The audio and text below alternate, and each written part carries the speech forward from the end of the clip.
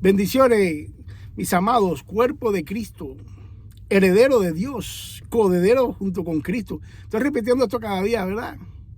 Amén. Esta verdad absoluta a todos nosotros nos posiciona a la iglesia a la derecha del Padre. Cristo está sentado a la derecha del Padre, ¿verdad? Eso dice la palabra. Por tanto, la iglesia, que es su cuerpo, también está sentada a la derecha del Padre. Si Cristo es la cabeza de su iglesia, imposible sería que la cabeza estuviera parte de su cuerpo. Donde esté Cristo estamos nosotros, y donde estemos nosotros está Cristo también. Amén.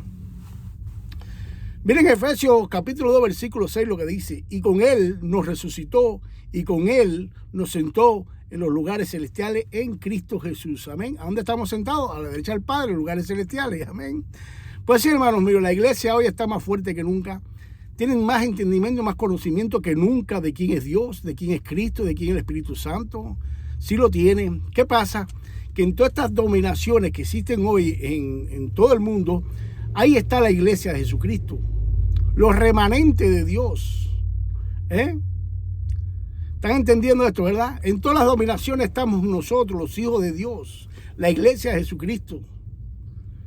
Algunas veces yo para dar alguna clase tengo que hablar en general, ¿no? Pero sí existe el remanente de Dios, que Dios se ha guardado para él, ¿ok? A pesar de todo, la iglesia de Cristo está más fuerte que nunca, hermano. ¿Recuerdan ustedes el caso de Elías, no? Que le dijo a Dios: no, yo soy el único que he quedado que no me he rodeado delante de Baal. Pues Dios le dijo: no, tú estás equivocado, Elías. Tú estás equivocado. 7,000 tengo yo, me he reservado que no han puesto rodillas delante de Baal. ¿Qué pensaba el profeta Elías? Que él era el hombre, el duro de la película, y es Dios. ¿Qué pasa? Cuando Dios le dice que me he reservado 7,000 que no se han rodeado, el 7 significa la totalidad de las cosas. Dios le estaba diciendo a Elías: no, todo lo que yo me he reservado no se han rodeado ninguno delante de Baal. Elías, está bueno ya. Aquí yo soy el duro, no eres tú. ¿Por qué no te pasa a ti ni a mí eso? Pensando que nosotros somos los únicos espirituales, los únicos hijos de Dios. No, tranquilo. Pues bienvenido al Ministerio Teológico Internacional, la mente de Cristo. Miren esto: cubro con la sangre preciosa de Cristo toda mi casa. Estas palabras son una herejía. Cubro con la sangre de Cristo a mis hijos, otra herejía. Cubro con la sangre de Cristo a mi papá, mi mamá, mi suegra, mi suegro. Cubro con la sangre de Cristo a toda mi familia, herejía. Cubro mi carro, mi negocio, mi siembra. Todo esto es una herejía. Pues hoy el estudio que vamos a dar nosotros hoy, o que vamos a recibir de parte de Dios, porque todo esto es espiritual, va a ser sobre la sangre de nuestro santo y digno Señor de la gloria, el autor de la vida, Jesucristo. Vamos a estudiar para qué sirve la sangre de Cristo, ¿ok? O para qué Dios la predestinó. Herejías, falsas enseñanzas, falsas doctrinas se han escuchado y se han enseñado desde los púlpitos sobre la sangre derramada por Cristo, por el Santo.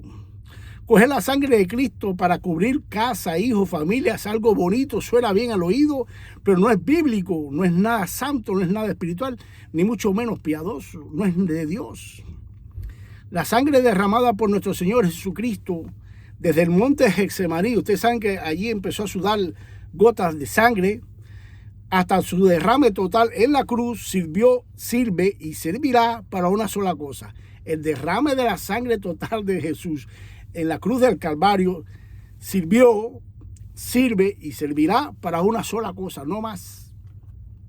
A Dios Padre le plació desde antes de la fundación del mundo que el derrame de la sangre de su Hijo sería para una sola cosa. Colosenses capítulo 1, versículo 13 y 14. Él, es decir, Dios, nos ha librado del poder de las tinieblas y nos ha trasladado al reino de su amado Hijo, en quien tenemos redención por su sangre, el perdón de pecados. Efesios capítulo 1, versículo 7, en él tenemos redención, es decir, en Cristo, por su sangre, el perdón de pecados, según la riqueza de su gloria, de su gracia. Primera carta de Pedro, capítulo 1, versículos 18 y 19. Pues ya sabéis que fuisteis rescatados de vuestra mala manera de vivir, la cual recibiste de vuestros padres, no con cosas corruptibles como oro o plata, sino con la sangre preciosa de Cristo, como de un cordero sin mancha y sin contaminación. Amén. Primera carta del hermano Juan, capítulo 1, versículo 17. Pero si andamos en luz, como Él está en luz, tenemos comunión unos con otros, y la sangre de Jesucristo, su Hijo, nos limpia de todo pecado. Efesios capítulo 2, versículo 13. Pero ahora en Cristo Jesús, vosotros, que en otro tiempo estáis lejos, habéis sido hechos cercanos por la sangre de Cristo. Romanos capítulo 9, versículo 9. Entonces mucho más, habiendo sido ahora justificados por su sangre, seremos salvos de la ira de Dios por medio de él. Por tanto, a la luz de la verdad, que es la palabra de Dios, la sangre derramada por nuestro Señor Jesucristo desde Getsemaní hasta su muerte en la cruz, Dios Padre le plació para el perdón de nuestros pecados.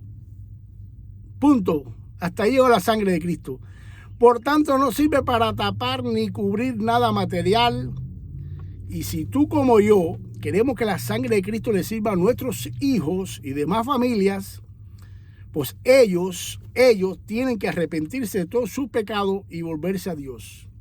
Entonces, si esta preciosa sangre va a lavar todos sus pecados, los dejará más limpio que la nieve y serán hechos hijos de Dios. Amén. De la única forma que yo puedo tapar con la sangre de Jesucristo a mis dos hijos que no son creyentes, es que ellos se arrepientan de su pecado y se vuelvan a Dios. No hay otra forma. Igual que los tuyos, igual hermano o hermana.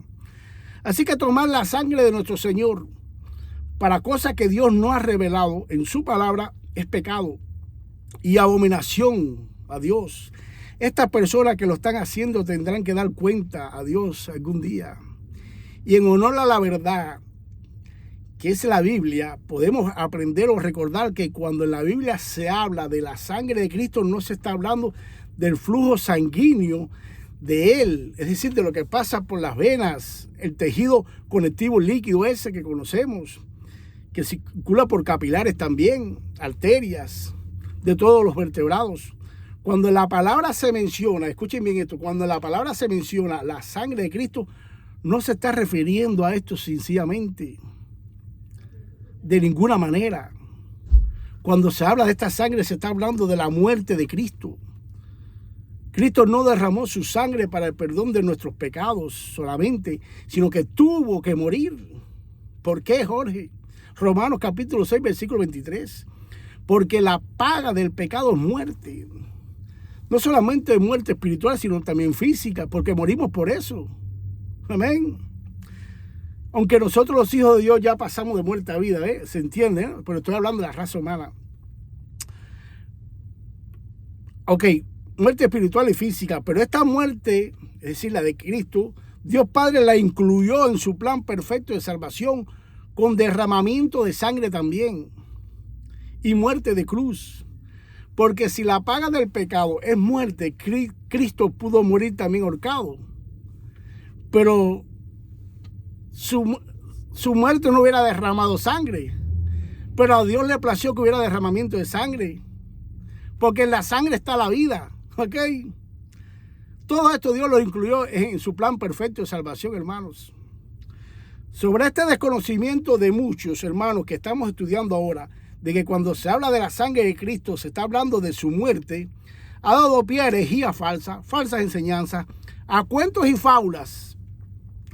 Una de estas es la última que oí, que el soldado romano que le clavó la lanza a Cristo por el costado, y cuando Cristo soltó agua y sangre ligada, dice que le cayó encima a este soldado y este soldado se convirtió. Cuentos y fábulas se están llenando ya las iglesias. Ya no quieren creer la palabra de Dios. No les gusta eso.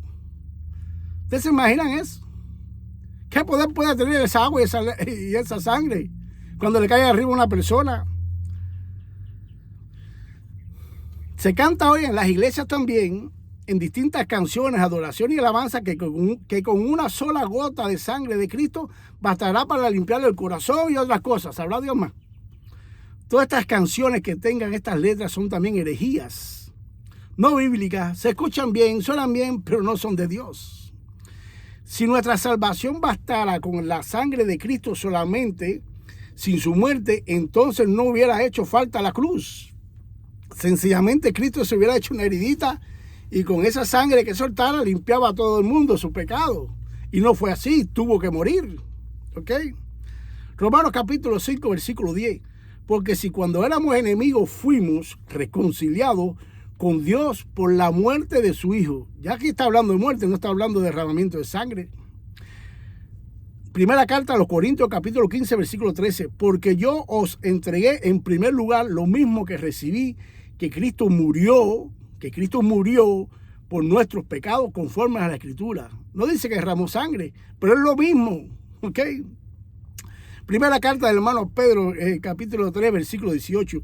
Porque también Cristo murió por los pecados. Romanos capítulo 6, versículo 10.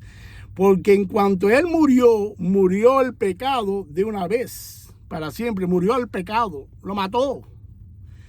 Y este último versículo, por si algunos hermanos tienen dudas, fueron palabras del propio Jesús. Mira lo que dice Marcos capítulo 10, versículo 45.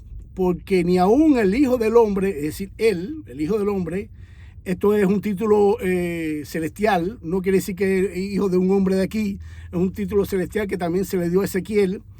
Ok, porque ni aún el Hijo del Hombre vino para ser servido, sino para servir y dar su vida en el rescate de muchos. Por tanto, queda claro que el derramamiento de sangre de Jesús es su propia muerte. Ahora, ¿de dónde salió esta herejía, esta falsa enseñanza de tapar y cubrir con la sangre de Cristo tantas cosas? Primeramente surgió de una mala interpretación de un pasaje bíblico, pero se quedó en algunas iglesias por la vagancia e ignorancia de muchos de mis hermanos que no estudian la palabra de Dios. Su Biblia es el hombre como tal, el que tienen parado, ese es el Dios de ellos, es la Biblia. Lo que diga ese hombre ellos lo creen y a todos le dicen amén. Pues no es así, mi hermano. Miren el pasaje aquí. Éxodo capítulo 12, versículo 22-23. Echen la sangre del cordero en una vasija, tomen luego unas ramas de hisopo y unten con ella la sangre en los marcos de las puertas de sus casas. Ya ustedes saben en qué contexto estoy hablando, ¿verdad? Vamos a seguir. Después de esto, nadie deberá salir de su casa hasta el día siguiente. Este es Dios hablando a Moisés, ¿verdad? Así, cuando el ángel pase a quitarle la vida de los hijos primogénitos de los egipcios, ya cayeron donde estoy yo, ¿no? Verá la sangre en los marcos de las puertas y pasará de largo. Dios no permitirá que muera ninguno de ustedes. Esto se le está hablando al pueblo de Israel. Este pasaje está tratando sobre la muerte y sangre de un animal, de un cordero, que apuntaba hacia el sacrificio perfecto de nuestro Señor Jesucristo. Una tipología. No es que se vaya a usar ahora, hermano, ni espiritual ni literalmente. Esta sangre en las casas de los israelitas no era ni servía para limpiar los pecados de una vez y para siempre del pueblo de Israel. Nunca sirvió de ningún otro. Esta gente fueron salvos esa noche, pero murieron en el desierto después de todo. La sangre de este animal salvó a los israelitas de la muerte física, sí es verdad, pero no de la muerte espiritual. Salieron muertos espiritualmente. Ahí estaban en el desierto hablando mal de Dios y de Moisés. Lo demostraron en el desierto nada más que salieron. La sangre de este cordero no protegió la casa de ellos, sino a las personas que estaban allí. Los salvó de la muerte física. No la casa la salvó, no, los que estaban adentro sí. Sin embargo, la muerte y derramamiento del Cordero de Dios, de este Cordero ahora de Jesucristo, nos limpia de todo pecado, nos hace nacer de nuevo, nos sella con el Espíritu Santo, con la morada del Espíritu Santo en nosotros, nos hace herederos de Dios, de todo lo que Dios le dio a Cristo. Somos hechos hijos de Dios. ¿Cómo vamos a comparar la sangre, la vida, la muerte preciosa de nuestro Señor Jesucristo con la muerte de un cordero, de un animal allá en Egipto? No te basta ya, bastante, no te basta ya, hermano, que la sangre de nuestro Señor Jesucristo nos perdonó los pecados de ayer, de hoy y de los de mañana, y Dios los cogió, los tiró al fondo del mar y más nunca se acordarán de Él. Ahora vas a coger la sangre de esa herejía, decir que cubre esto, cubre el otro. No, mi hermano, no. Así no. Así no. Pues bendito sea nuestro Dios, hermano, y la sangre preciosa de nuestro Señor Jesucristo, y su muerte y vida y resurrección. Bendito seas.